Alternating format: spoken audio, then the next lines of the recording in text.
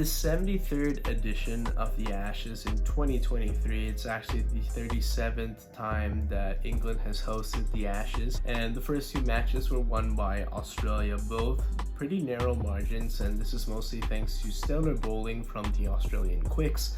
Guys like Mitchell Starc, Pat Cummins, the captain, pretty well-known names in Test cricket. They're doing this also without Nathan Lyon, who's been probably their best spin bowler as of recent years, and he's gonna miss most of the series, if not the rest of the series, due to a calf injury. The other thing is that England's batting, especially that middle order, is just getting ripped to shreds, and that's just coming in inopportune times, especially in their second innings when they have opportunities to either stretch out the lead and make Australia bat for a larger target, or they collapse in their pursuit of the target themselves. Mainly this is Ben Stokes, their captain, carrying the load, and then maybe another tailender coming in to maybe provide 30 runs in a partnership, but still hasn't been enough for England to see it through the finish line. So coming into the third test, it's basically win or go home. Thankfully for England, they were able to pull it off to make this a series, and the way they did that was mainly thanks to an adjustment in bowling. Jimmy Anderson has been England's best fast bowler in Test cricket of all time, and unfortunately he's just well past his prime. He is a guy that doesn't really have it anymore. Age has betrayed him for sure, and they decided to make a really tough move and bench him for Mark Wood, who I think is a guy that is a lot quicker. He has a lot more pace to his pitches. He can take advantage of the swing bowling into the conditions, but also brings a little bit of batting as well. And we saw that in this match. In the first innings, he ripped through the Australian batting lineup for 5 wickets. He also had 24 runs with the bat, something that tailenders, you'd be lucky if they give you even 15 runs. And he's quite aggressive, actually, so that's something to keep Australia on the back foot. Him and Ben Stokes, they were able to cut into that first innings deficit when they were looking like they would be trailing by at least 100 runs or so. And that was really the difference in this game. When you can narrow those margins, that trims down the deficit, and that sets up the second innings. A lot of pressure on Australia. They actually faltered because they had some bad conditions that didn't go in their favor. Day 3 in that 5-day test match was mostly washed out. I mean, they got out on the pitch after tea time, which means that's about 5 p.m. local time, and they'll probably play about 2 hours or so, if that.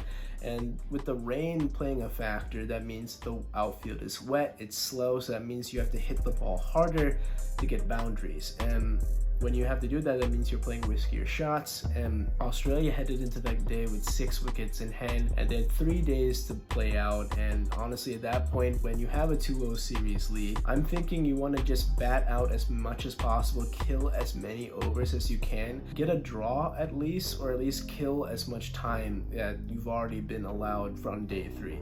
But they collapsed in such a short amount of time, and that really came back to bite them, because now you have to defend a low target with England having basically 2 full days plus a little bit of a session, about 10 overs or so, to get 27 runs off that 251 target. And I was worried for England if they were going to blow it again, especially when captain Ben Stokes went out. I mean, he had actually his first kind of subpar score that we've seen from him in a while. He's been in fantastic form, and this time it was Harry Brook who came to the rescue with a nice 50, and even when he got out, they said 3 wickets in hand, thanks to Mark Wood coming up again with the bat with his aggressive tail-ending assault, sealed the deal for England, and now it's a 2-1 series deficit with 2 test matches to go. Something I'd like to see out of Australia moving forward, I think, for their benefit, would be dropping David Warner. I know it sounds strange. David Warner is a legend in Australian cricket, but he has just fallen too many times victim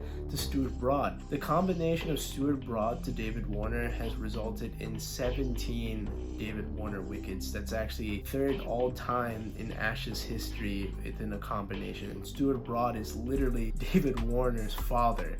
just owning him at pretty much at every innings possible. And in his form, I mean, just 1 and 4 in 2 innings, and then couple that in with a couple subpar scores in the previous test matches, I think Australia has to take another look at finding another opening batsman. The fact that the Ashes are still very much up for grabs with 2 matches to go, I know it's a bold thing to do. I think I would consider it if I'm Australian captain Pat Cummins. Now, the most consistent batsmen for Australia have been Usman Khawaja and then Marnus Labuschagne. I think those two have been stalwarts in their lineup. We've seen some nice innings from Steve Smith as well. He's probably an all-time great, but in this test match, especially that second innings when Australia really needed him, he came up small. But he can right those wrongs pretty quickly. He already has a century in this Ashes series, and I wouldn't be surprised if he comes up with another stellar performance in the 4th or 5th test match. For England, the best thing for them now is to continue to build off this momentum, but I would like to see their middle order step it up, because other than Ben Stokes, they haven't had consistency in that middle order. Joe Root, we haven't seen him have a nice inning since that opening match century that he had. Very good batsman. He's consistently been one of their stalwarts for their lineup, but just come up a little bit small. I would like to see a little bit more from that lineup. The good thing is their spinner, like Moeen Ali, for example, he's been pretty solid. I mean, 2 wickets in that second innings against Australia was vital. Getting Labuschagne and Steve Smith out, those are big for England and their hopes of getting back the Ashes. So some adjustments are definitely going to be made, and that's a tactical thing that both captains now have to evaluate, but there's going to be a little bit of break before they resume on the 19th of July.